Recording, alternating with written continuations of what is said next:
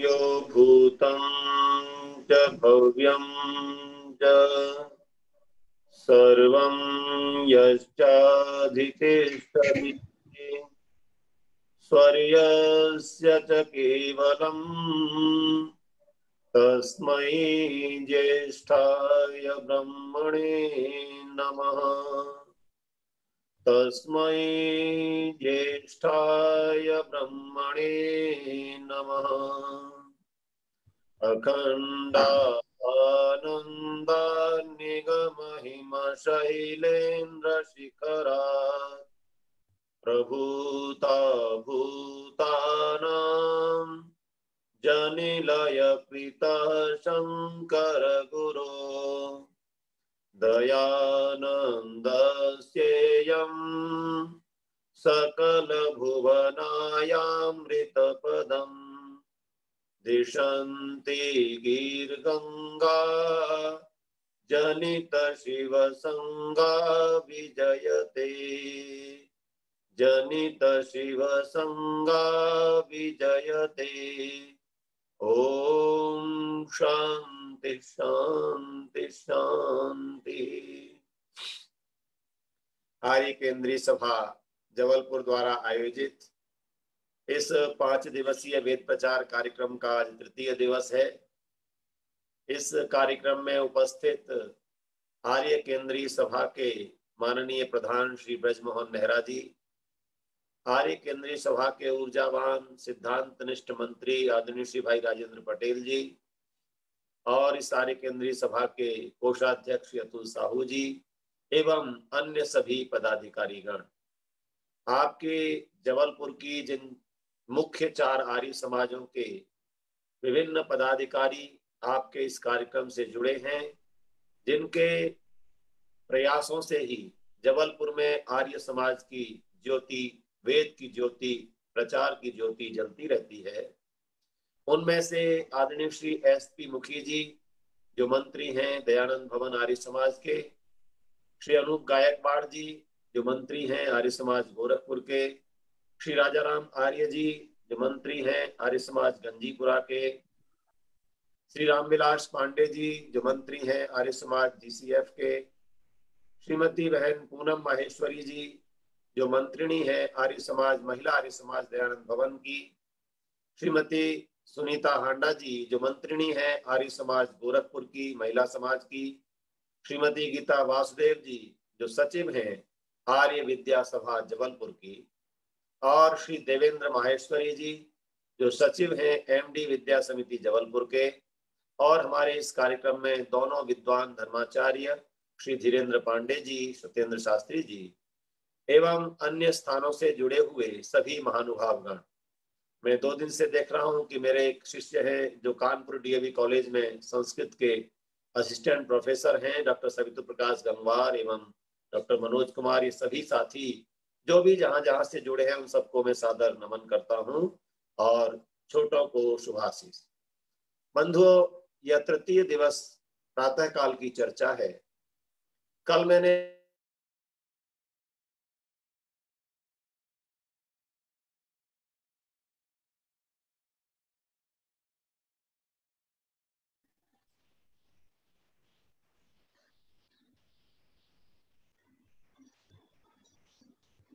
कुछ व्यवधान लग रहा है आचार्य जी की तरफ से, उनकी आवाज नहीं आ रही है अभी। मुझे लगता है कुछ समय में ठीक हो जाएगी।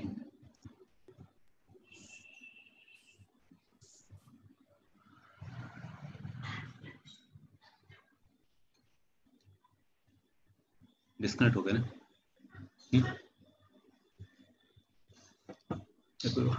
हाँ जी, आवाज आ गई? जी आ रही है, जी आ रही है, ठीक। समस्या यह है कि लाइट जाने से मेरा वाईफाई कनेक्शन कट गया था। नहीं बिल्कुल अब आ रही है, ठीक आ रही है। वाईफाई है घर में तो वो लाइट जाने से कट गया।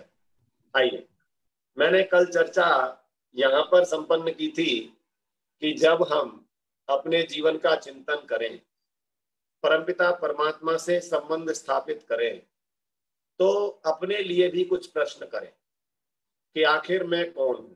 मैंने कल यही कहा था, 4-5 प्रश्न प्रत्येक मनुष्य को अपने आप से करने हैं। को हम, कुतो हम, किम करोमि, क्व गच्छामि, को माम उद्धरिष्यति। ये 5 प्रश्न हैं। देखिए, वैदिक शैली में प्रश्नोत्तर से ही ज्ञान प्राप्त होता है। हमारे अंदर प्रश्न उत्पन्न होते हैं तो उसके समाधान हम खोजते हैं। तो महर्षि देवदयानंद सरस्वती जी ने सत्यार्थ प्रकाश में उसी शैली को अपनाया है और समस्त विषयों का प्रतिपादन प्रश्नोत्तर क्रम से किया है। तो मैंने जो कल प्रश्न किए थे, आप लोगों ने उसमें से कुछ विचार भी किया होगा। क्या केवल इतना कहने मात्र से पर्याप्त हो जाएगा कि मैं जीवात्मा हूं? इसकी व्याख्या भी चाहिए। अनेक लोगों ने, जब उपनिषद के ऋषि की कल मैंने आपसे चर्चा की थी, ऋषियों के चरणों में बैठकर, ऋषियों का सानिध्य प्राप्त कर आत्मा और परमात्मा के विषय को स्पष्ट किया है। यजुर्वेद के 34वें अध्याय में एक सूक्त है जिसका नाम है शिव संकल्प सूक्त। ऋषिवर देव दयानंद जी ने उसके मंत्रों को हमारी दिनचर्या का अंग बनाया है और दिनचर्या में रात्रि को सोने से पहले उन 6 मंत्रों के उच्चारण का विधान किया। अब मुझे नहीं पता कि हम उस दिनचर्या को कितने लोग स्वीकार करते हैं। देखिए, एक निवेदन करूंगा। जैसे कल मैंने आपसे निवेदन किया था कि हमारे घरों में वेद होने चाहिए, उपनिषद और दर्शन ग्रंथ होने चाहिए। भाई श्री राजेंद्र पटेल जी ने मेरी बात स्मरण कराई थी कि हमारे घरों में 2 स्थान जो प्रायः अब नहीं रहे, न तो हमारा पुस्तकालय घरों में रहा है और न देवालय रहा है, अर्थात साधना के लिए ये 2 आलय हमारे घर में अवश्य होने चाहिए। आज मैं निवेदन कर रहा हूं कि हमारी दिनचर्या में प्रातः जागरण से लेकर रात्रि के शयन तक ऋषि ने मंत्रों का विधान किया। जागरण के मंत्र हैं, स्नान करते समय स्नान के मंत्र हैं, आपो हिष्ठा मयो भुवस्तान ऊर्जे धातन। उसके बाद जलपान भोजन करने बैठे तो अन्नपते अन्नस्य, उस अन्न के स्वामी को धन्यवाद करने के मंत्र हैं। और इसी प्रकार से आप कोई भी कार्य करें, व्यापार आदि कार्य करें, वहां के लिए भी इंद्र श्रेष्ठानि द्रविणानि देहि चित्तिम सभत्तमस्मे, ये मंत्र है। तो रात्रि के सोने के मंत्र भी ऋषि दयानंद जी ने विधान किए और उन मंत्रों में बड़ी बात यह है कि सभी मंत्रों के अंत में एक शब्द, एक वाक्य आता है, उक्ति आती है, तत्मे मनः शिव संकल्पमस्तु। वह मेरा मन शिव संकल्प वाला हो जाए। जब मैं सायंकाल के सत्र में अष्टांग योग की चर्चा कर रहा था, उससे पहले मैंने चित्त की वृत्तियों की चर्चा की, तो चित्त और मन का अंतर में बता रहा था। किसी भाई ने नीचे लिखा भी था, कुछ लोग तो चित्त और मन को एक ही मानते हैं। बंधुओं, माताओं, बहनों, चित्त को और मन को एक नहीं मानते लोग, तो देह और देही को भी एक ही मानते हैं। ऐसे अनेक दर्शन हैं। तो आज मैं आपको उन्हीं बातों को स्पष्ट करना चाहूंगा। वेद मंत्र है, बोलते हैं जरा, ओम यत् प्रज्ञानमुत चेतो धृतिश्च यज्ज्योतिरन्तरमृतं प्रजासु यस्मान्न ऋते किंचन कर्म क्रियते तन्मे मनः शिव संकल्पमस्तु। ये मंत्र है। यत् प्रज्ञानम उत चेतो धृतिश्च यज्ज्योतिः अंतरमृतं प्रजासु। अब जरा इसका अन्वय करते हैं।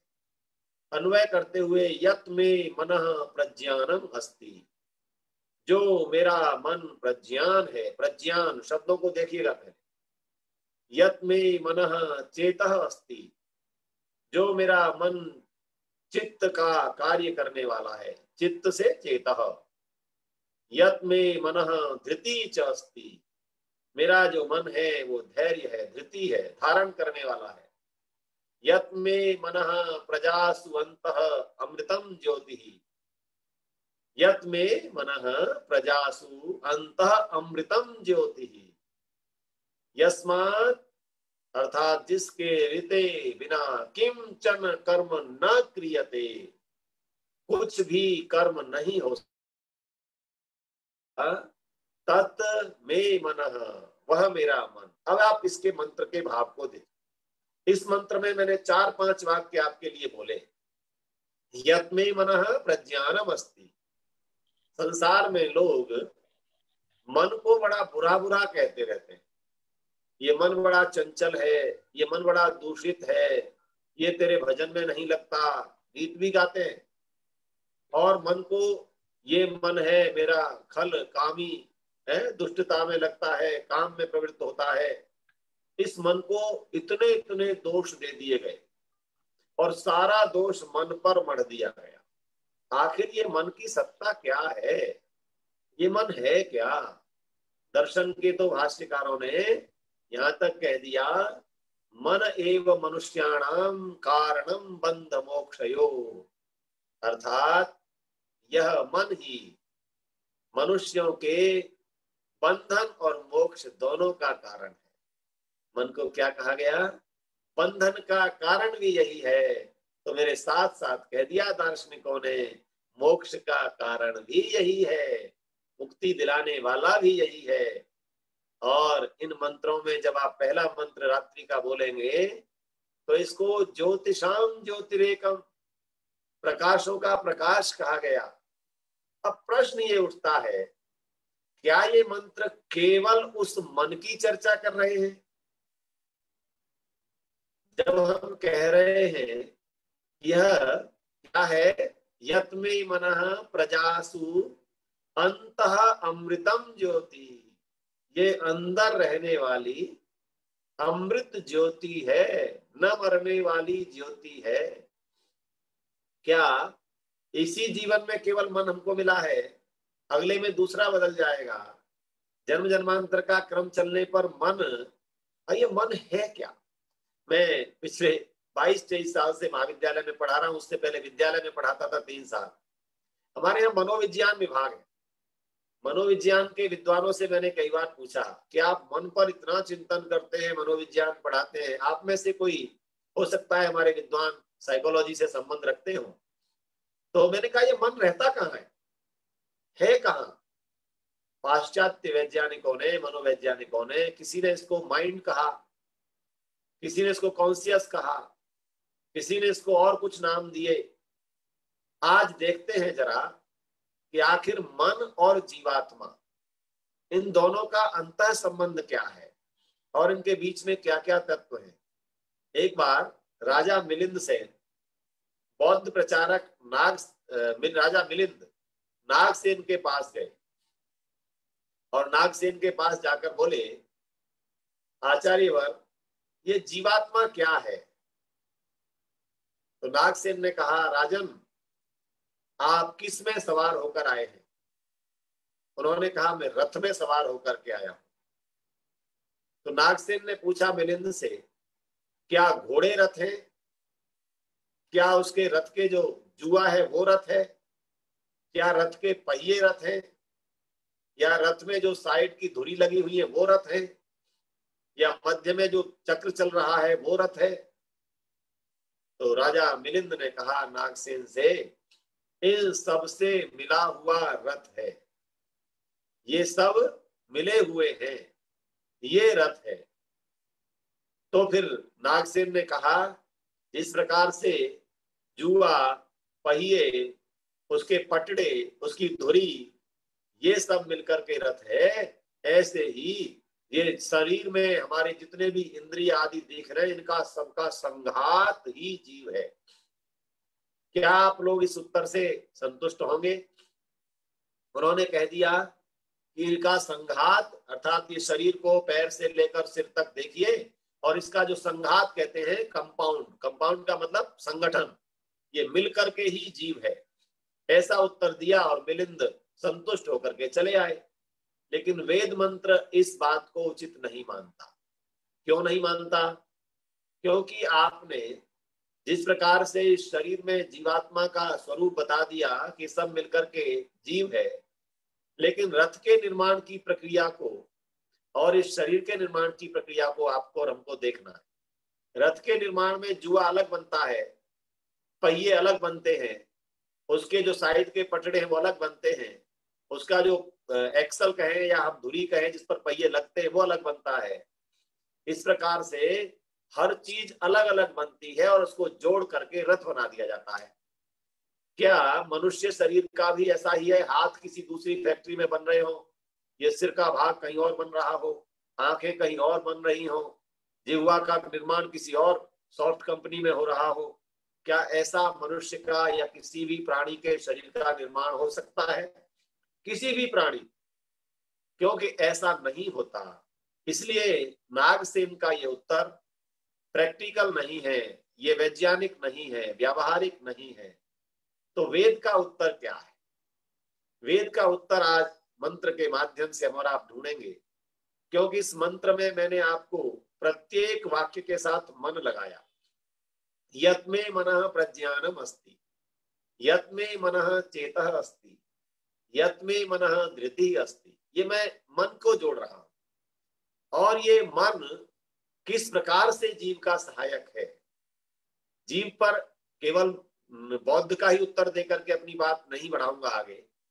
हमारे यहाँ दार्शनिक संप्रदाय है बहुत सारे, कहीं अद्वैतवादी हैं, कहीं विशिष्टाद्वैतवादी हैं, कहीं द्वैताद्वैतवादी हैं।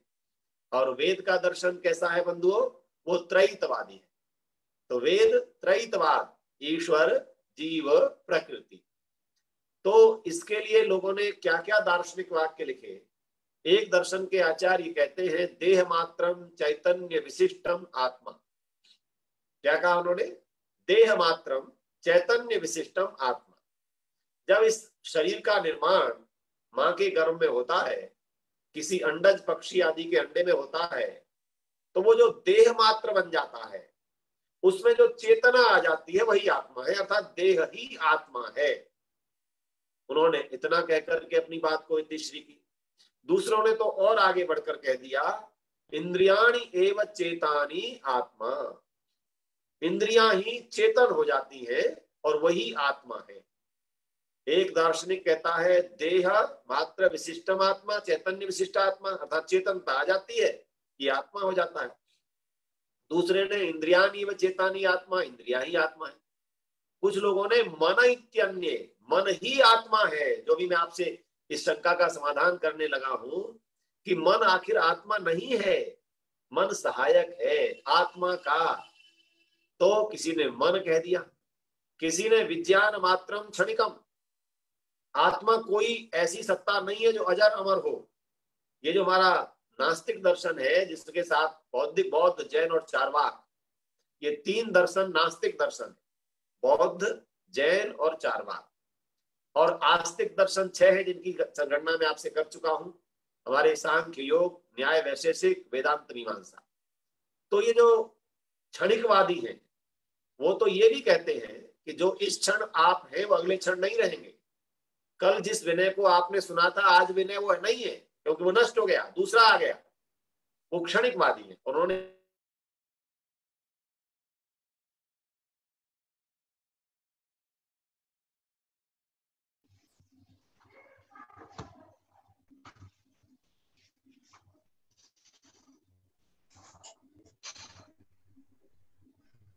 शून्य है आत्मा, आत्मा का कोई अलग अस्तित्व तो नहीं है, वह शून्य है, शून्य स्वरूप है।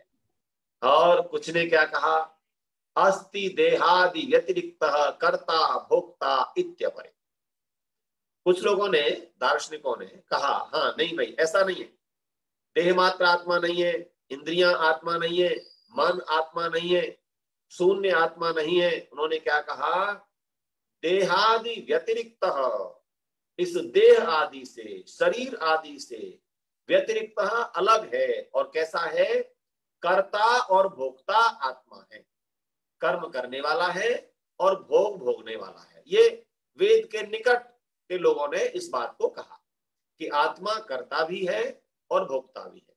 लेकिन आप में से जब आप दार्शनिक बातें बहुत गंभीरता से ना भी सुने, सामान्य लोग भी जो आस्तिक हैं, धार्मिक हैं, भक्तिवादी हैं, कहीं ना कहीं इन्हीं चर्चाओं में सम्मिलित होते हैं, वो क्या कह देते हैं, कुछ लोग वो क्या कहते हैं, न कर्ता भोक्ता इति, ये आत्मा कर्ता नहीं है, ये तो भोक्ता है।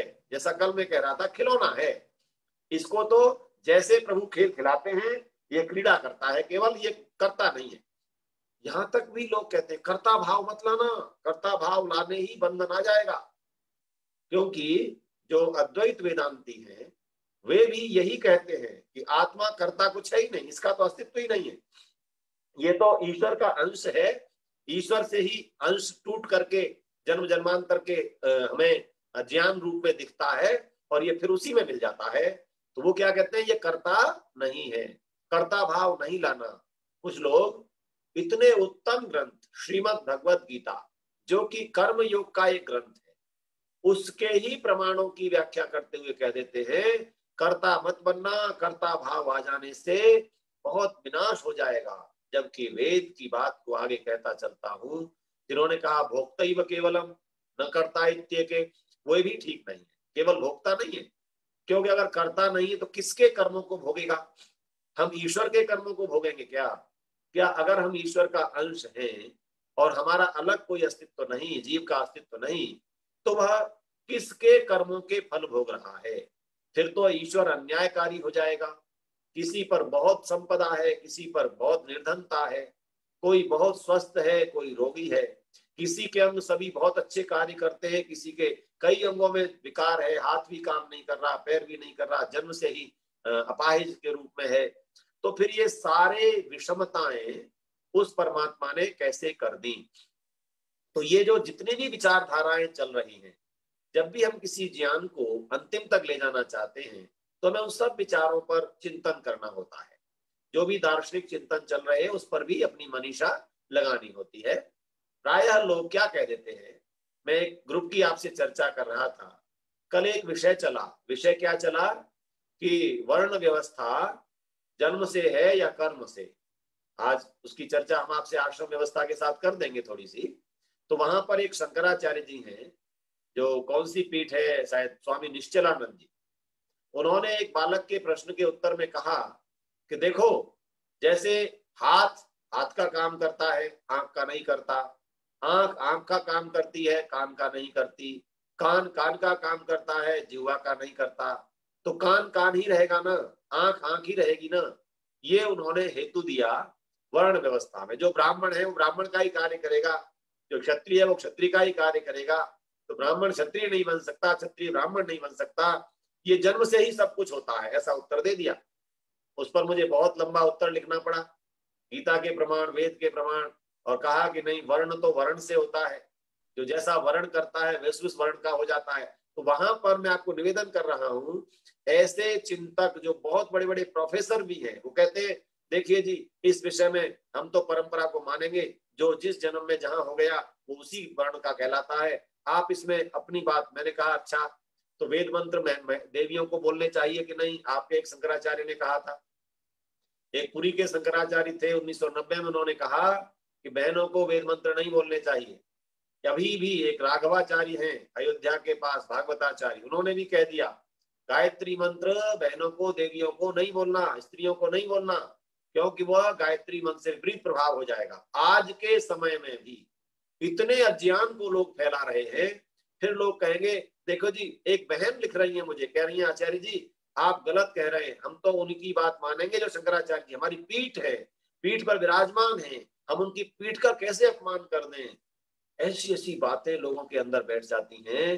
तो हमारा कार्य क्या है? हम तो देखिए ऋषि के सैनिक, तर्क वितर्क करके अपनी तर्क की कसौटी पर, परीक्षा की जो 5 सोपान ऋषि ने बताए हैं, सृष्टि नियम के विरुद्ध न हो, आप्त पुरुषों का वचन हो, प्रकृति के नियमों के विरुद्ध, ये सारी परीक्षाएं कर करके हम सत्य का निर्णय करें। तो आज परीक्षा करने लगे हैं कि जीव क्या है, क्या मन जीवात्मा है, क्या मस्तिष्क जीवात्मा है, क्या चित्त जीवात्मा है? तो यही मैं बातें आपसे निवेदन कर रहा हूं। जब भारतीय दर्शन ने ये सारी बातें कही, भारत के ही दर्शन है जिन्होंने कहा देह ही आत्मा है, मन ही आत्मा है, फिर किसी ने कहा कर्ता नहीं है, भोक्ता ही भोक्ता आत्मा है। लेकिन वेद का संदेश कहता है अस्ति तद व्यतिरिक्त ईश्वर सर्वज्ञ सर्व शक्तिमत इति च केचित्। वेद का मत कहता है देखो, ईश्वर सर्वज्ञ है, जीव अल्पज्ञ है, ईश्वर सर्वशक्तिमान है, जीव अल्पशक्तिमान है, और इस देह में ईश्वर के साथ जीव भी है। अब इसको ऐसे समझते हैं, जीव तो कण कण में व्यापक, ईश्वर तो कण कण में व्यापक है, क्या जीव भी कण कण में व्यापक है? अगर जीव ईश्वर का अंश होता तो जैसे ही ये शरीर मृत होता है तो मृत शरीर में ईश्वर है कि नहीं? मृत शरीर में ईश्वर तो है, पर जीव नहीं है।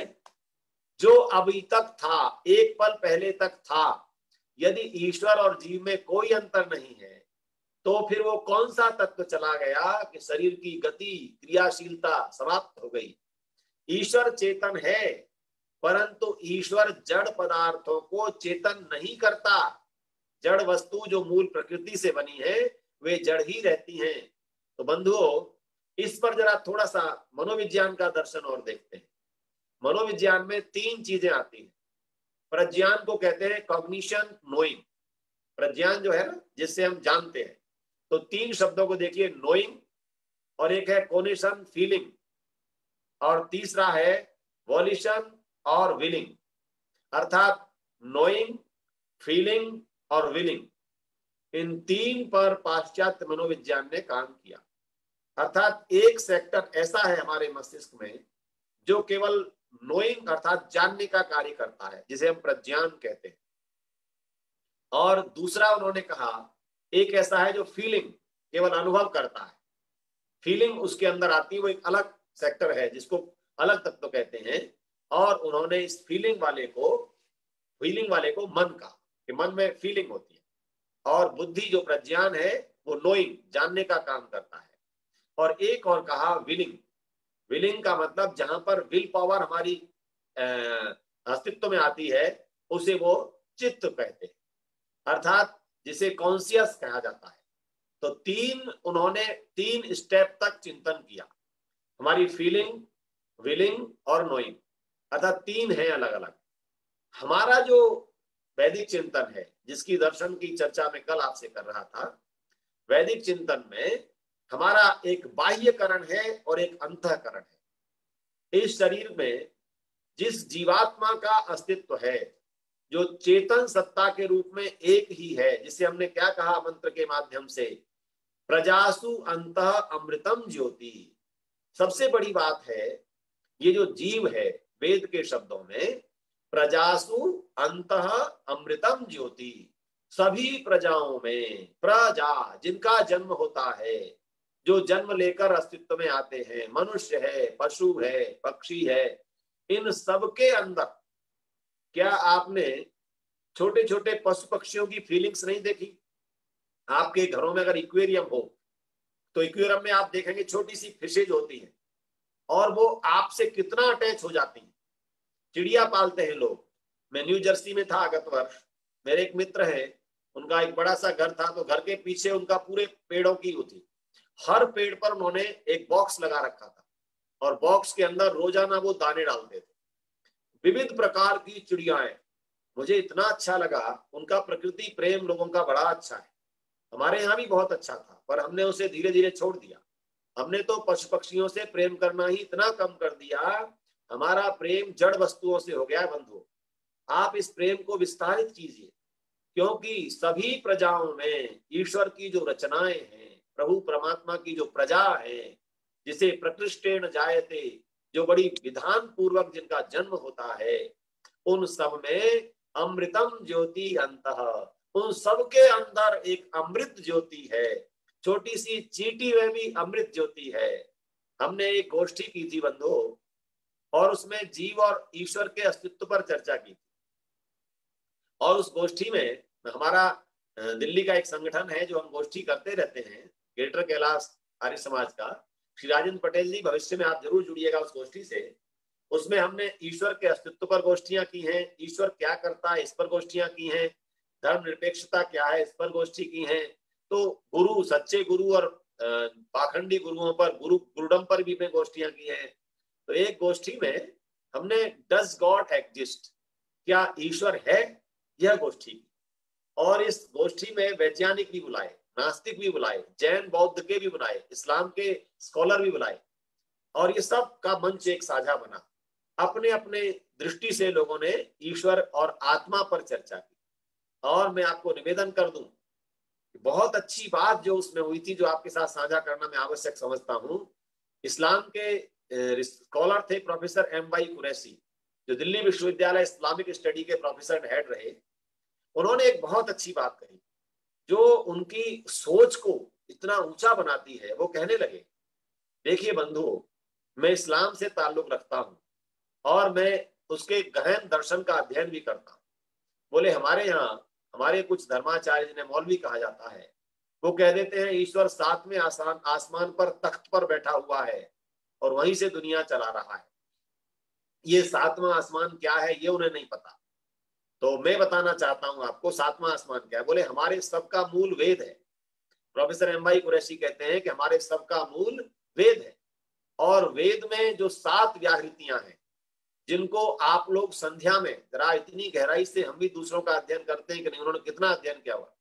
आप अपनी संध्या में प्राणायाम के समय जब कहते हैं भूः भुवः स्वः मह जनः तपः सत्यम, गिनिए जरा कितने हैं। हम सब ने कहा हम 700-800 लोग थे, मैं संचालन कर रहा था उस गोष्ठी का। बोले 7 है ना। अच्छा, हमारी यात्रा कहां से शुरू होती है? इस शरीर से, भू अर्थात धरती से, पृथ्वी पार्थिव अंश से बना हुआ है शरीर।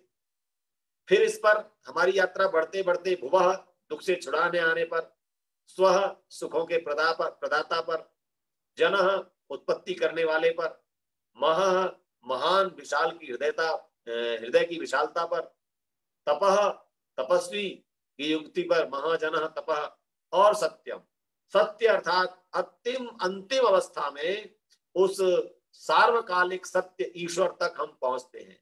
तो कहा कि हमारे यहाँ 7वें आसमान का मतलब 7th स्टेज पर ईश्वर का साक्षात होता है। ये उन्होंने अपने दर्शन की व्याख्या की। मैं निवेदन क्या कर रहा था कि जब हम चिंतन करें ईश्वर क्या है, जीव क्या है, तो इतनी गहराई से चिंतन करने की आवश्यकता है। जितनी गहराई से हम चिंतन करेंगे बंधुओं, उतनी ही आस्था दृढ़ होती जाएगी। तो पाश्चात्य मनोवैज्ञानिकों ने 3 स्तर पर चिंतन किया, 4थे स्तर तक वो नहीं पहुंचते। तो मैं उसी गोष्ठी की बात बताना चाह रहा था। साइंस के जो विद्वान थे प्रोफेसर पी के यादव, जवाहरलाल नेहरू विश्वविद्यालय के लाइफ साइंस के प्रोफेसर एंड हेड, उन्होंने एक बात कही कि बोले हमारा साइंस जीव को भी नहीं मानता, ईश्वर को भी नहीं मानता, परंतु हम एक चीज को मानते हैं और वो निश्चित रूप से आपके जीव और ईश्वर को ही सिद्ध करने वाली है। उन्होंने कहा कि हम मानते हैं कि प्रत्येक परमाणु जिससे ये सारा जगत बना है, हमारे जल में भी वही मूल में परमाणु है, अग्नि में भी वही मूल में परमाणु है, पृथ्वी तत्व में भी जो वही मूल में परमाणु है। उन्होंने ये बहुत लंबा व्याख्यान दिया और कहे उस मूल परमाणु में जो 3 उसके हिस्से होते हैं, न्यूट्रॉन, प्रोटॉन, इलेक्ट्रॉन, कहते हैं इन तीनों तत्वों को कैसे वो संसार को बनाने में सक्षम हो जाते हैं। जरा विज्ञान को समझने का हम प्रयास करेंगे। आप में से लोग विज्ञान के भी बहुत वेत्ता होंगे, हमारे इंजीनियर साहब आदि बैठे हुए हैं। वो कहते हैं फिजिक्स का नियम है कि जो परमाणु, एटम गतिशील होता है उसमें एक कैटलिस्ट होता है। कैटलिस्ट का मतलब है उत्प्रेरक। जो उत्प्रेरक शक्ति है, कैटलिस्ट है, वो एनर्जी है और उसी से परमाणु गतिशील होता है, रूपांतरित होता है और अपने अपने पदार्थों में परिवर्तित होता है। वो कैटलिस्ट एनर्जी क्या है? वो कहते हैं प्रत्येक परमाणु में जो एनर्जी है, जो ऊर्जा है, जो उसको गतिशील करती है, इलेक्ट्रॉन जो उसका गतिशीलता लाता है, आपके दर्शन में उसे सत्व, रज और तम कहा जाता है।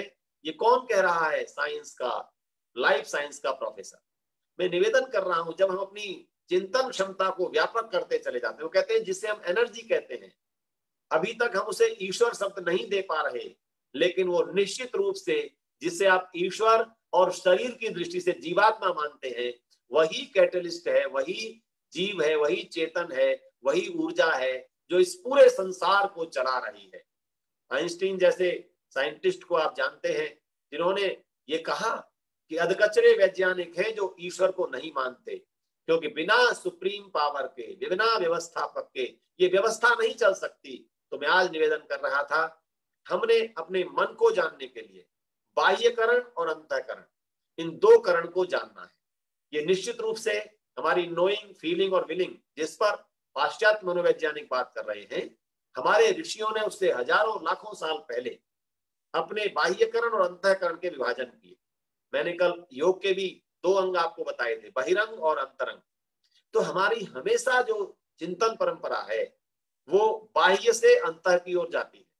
अर्थात पहले हम शरीर के पूरे उपक्रम का चिंतन करते हैं, देह कहते हैं इसको, देह, और इस देह का धारण करने वाला देही, शरीर को धारण करने वाला शरीरी, जिसे देहाद व्यतिरिक्त चैतन्य कहा गया।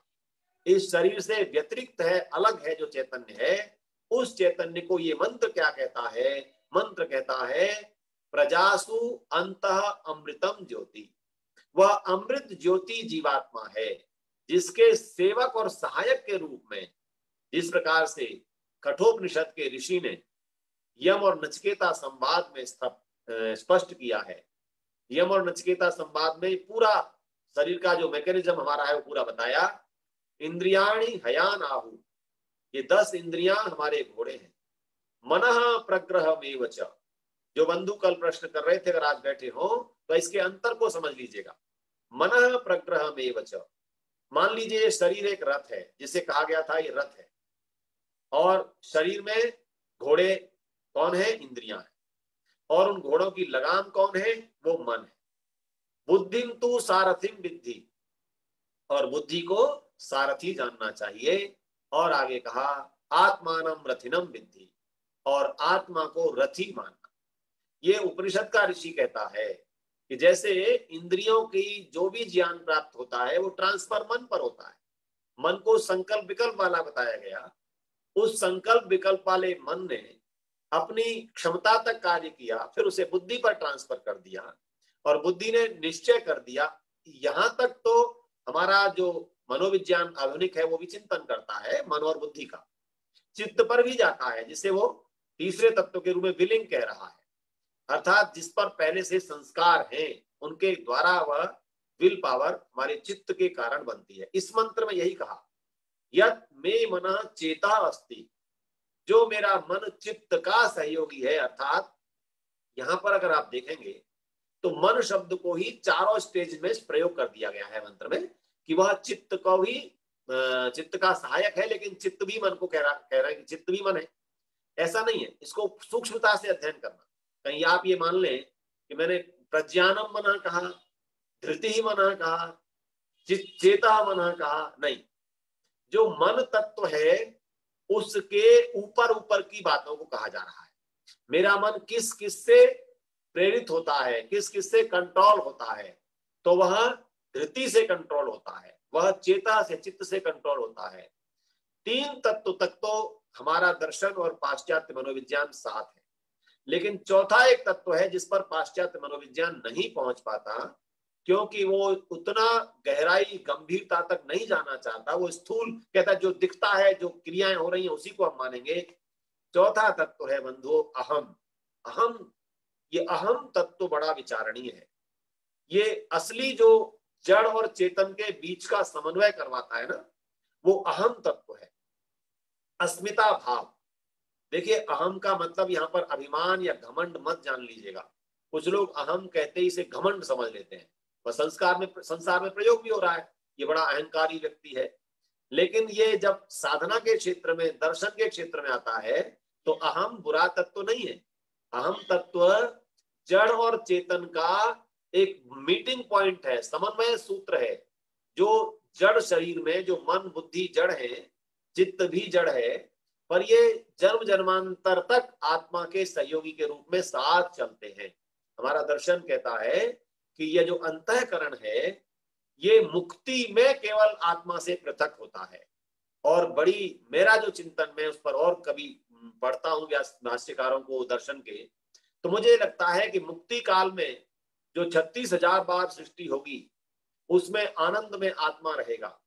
अब आप जिस मुक्ति की हम बात कर रहे हैं, मेरा मन शिव संकल्प वाला हो जाए, ये मनों में जो शिव संकल्प की प्रार्थना बार बार की जा रही है, वो किस लिए की जा रही है? कि मैं बंधन में नहीं रहना चाहता, मैं मुक्ति को प्राप्त करना चाहता हूं। तो मुक्ति के लिए मुझे इस पूरे प्रोसेस से गुजरना पड़ेगा। मुझे इंद्रियों की क्षमता केवल और केवल उत्तम विषयों के ग्रहण के लिए करनी पड़ेगी। ये अनुपयुक्त, अशिव या अशुभ विषयों का ग्रहण न करे, ऐसी इंद्रियों की साधना मुझे करनी होगी। मन की साधना कितनी करनी होगी? प्रतिदिन मन को बताना होगा कि तू मेरा सेवक है, तुझे मुझे मुक्ति के कार्यों में लगना है, मेरे सहयोगी, तू बंधन के कार्यों में नहीं लगेगा। भजन में मन नहीं लगता, लोग छोड़ देते हैं। हम कई बार पूछते हैं जी संध्या हो रही है, बोले जी मन ही नहीं लगता।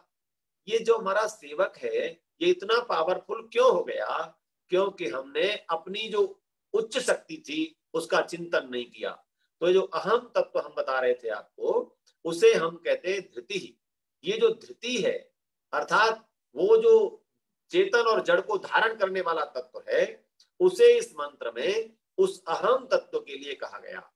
तो मन, बुद्धि, चित्त और अहंकार। तो जो भाई पूछ रहे थे चित्त और मन में क्या अंतर है, तो चित्त वह तत्व है जिस पर संस्कार स्थित रहते हैं। हमारे वासना विषय स्थित रहते हैं।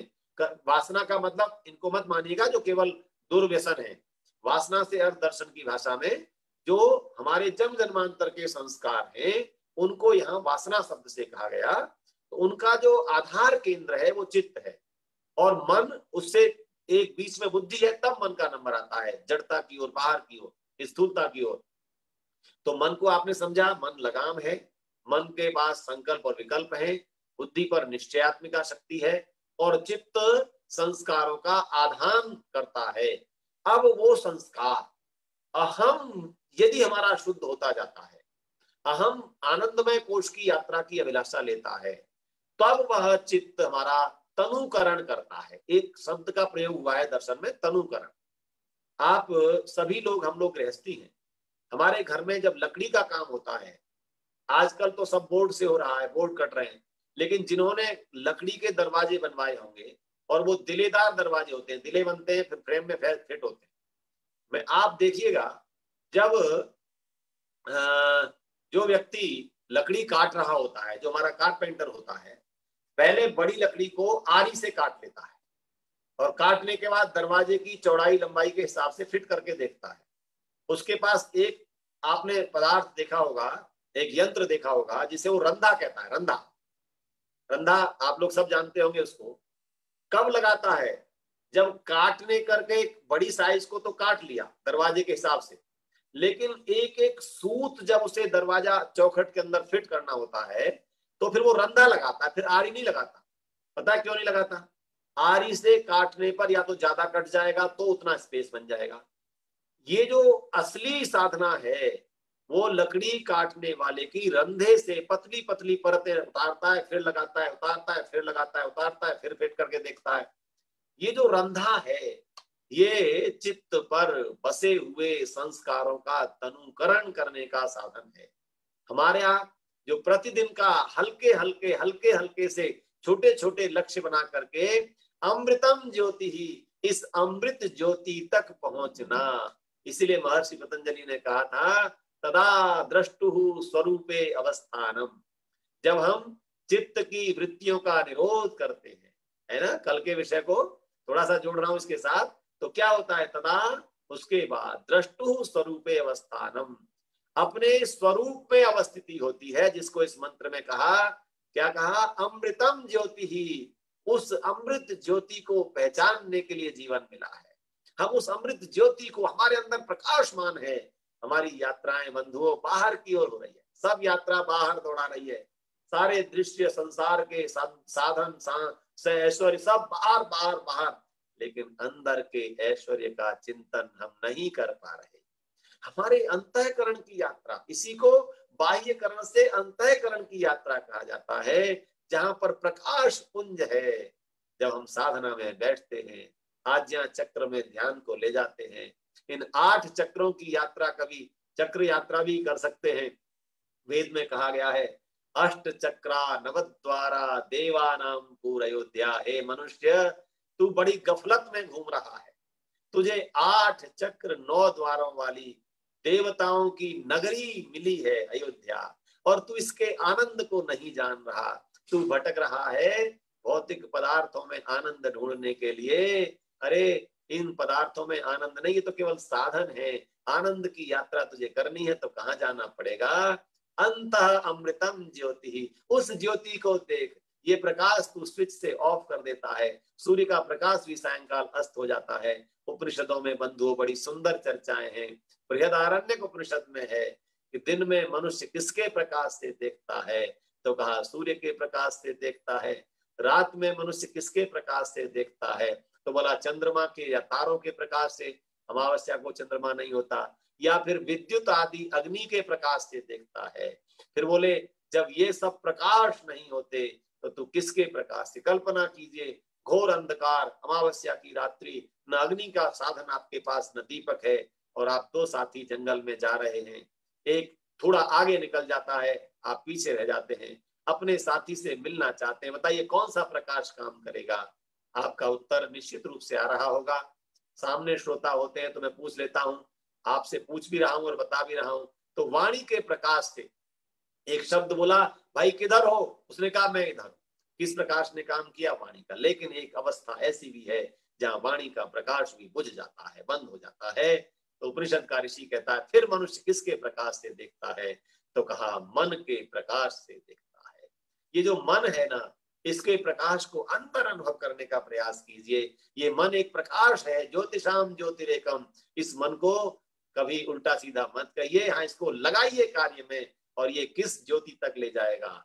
ज्योतिषाम ज्योतिरेकम, ये प्रकाशों का जो प्रकाश मेरा मन है वो कहाँ ले जाएगा? अंतः अमृतम ज्योति ही, जो जीव की ज्योति है, आत्मा की ज्योति है, आत्मा का प्रकाश है, उस तक ले जाने का कार्य ये मेरा मन करेगा। इस मन को एक उपयुक्त कार्य में, उपयुक्त दिशा में लगाइए। इसको लगाने के लिए क्या कहा? चित्त के संस्कारों के तनुकरण में भी यही सहायक होगा। तो इसलिए तन में मनः, इस मन को सुमन बनाना है, शिव संकल्प वाला बनाना है। तो आइए हम अपने शिव संकल्पों को धारण करने के लिए, जो मन की आज मैंने चर्चा की, फिर वाक्य दोहरा रहा हूं, ये जीवात्मा देह नहीं है, ये जीवात्मा मन नहीं है, ये जीवात्मा शून्य नहीं है, ये जीवात्मा इंद्रिय नहीं है। इन सब के आगे बढ़ बढ़ कर जब हम देखते हैं, अमृतम ज्योति अस्ति, और मन के 4-5 विशेषण याद रखना। यत में मनः प्रज्ञानम अस्ति, यत में मनः चेतः अस्ति, यत में मनः धृति अस्ति, यत में मनः प्रजासुअंतमृतम ज्योति अस्ति। ये मन ही मुझे उस अंतिम प्रकाश, ज्योति के प्रकाश तक ले जाने का साधन है। आइए मन को उत्तम बनाए, क्योंकि इसकी लगाम ढीली न छोड़ दी जाए, बुद्धि के नियंत्रण में रहे, तभी आत्मा रूपी रथी की इस शरीर रूपी रथ में चढ़कर होने वाली यात्रा सार्थक होगी। इन्हीं विचारों के साथ अपनी वाणी को विराम देता हूं। आप सभी का बहुत बहुत धन्यवाद। ओम शांति।